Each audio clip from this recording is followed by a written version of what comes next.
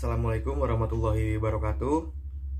Saya Wibi Agustin Alfiansyah dari Prodi Teknik Industri dengan NIM 191151219. Di sini saya akan menjelaskan tentang sistem informasi manajemen yang dari manual ke komputerisasi. Syarat untuk mengikuti ujian akhir semester. Nah, di sini saya akan menjelaskan sistem informasi terkomputerisasi dari ITOL. Salah satu contoh perkembangan teknologi yang sudah diterapkan di negara kita diantaranya adalah ITOL. Beberapa tahun yang lalu, ketika kita akan memasuki jalan tol di perkotaan, kita harus membayar sekian rupiah kepada penjaga pintu tol. Akan tetapi saat ini mulai disosialisasikan dan sudah dijalankan penggunaan ITOL card sebagai media pembayaran jasa jalan tol. Lalu, pengguna ITOL hanya perlu menempelkan kartu untuk membayar uang tol dalam waktu 4 detik. Perhitungan menurut lapangan. Dan lebih cepat dibandingkan bila membayar secara tunai yang membutuhkan waktu yang cukup lama.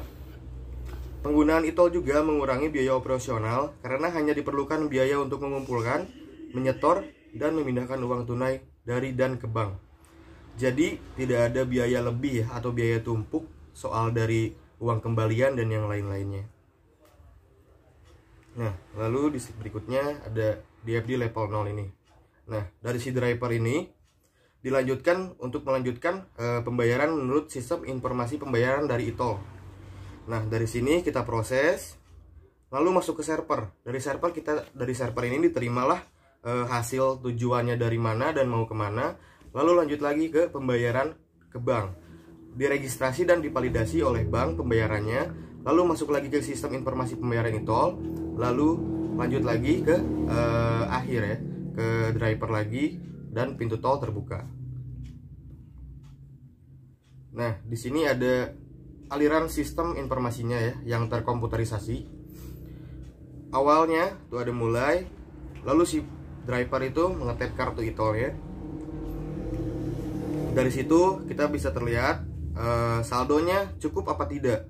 Jika tidak, kita harus isi ulang saldonya dan akses akan ditolak. Kalau saldonya cukup, kita langsung turun ke bawah, saldo ITOL akan otomatis terpotong.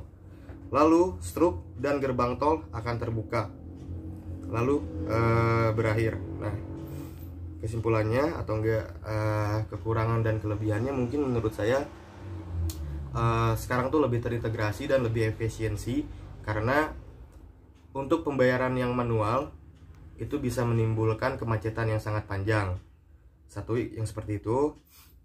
Dan yang keduanya, untuk menggunakan yang terkomputerisasi ini melalui ITOL ini, kita bisa jadi lebih efisiensi karena tidak menyebabkan kemacetan dan mempermudah segalanya.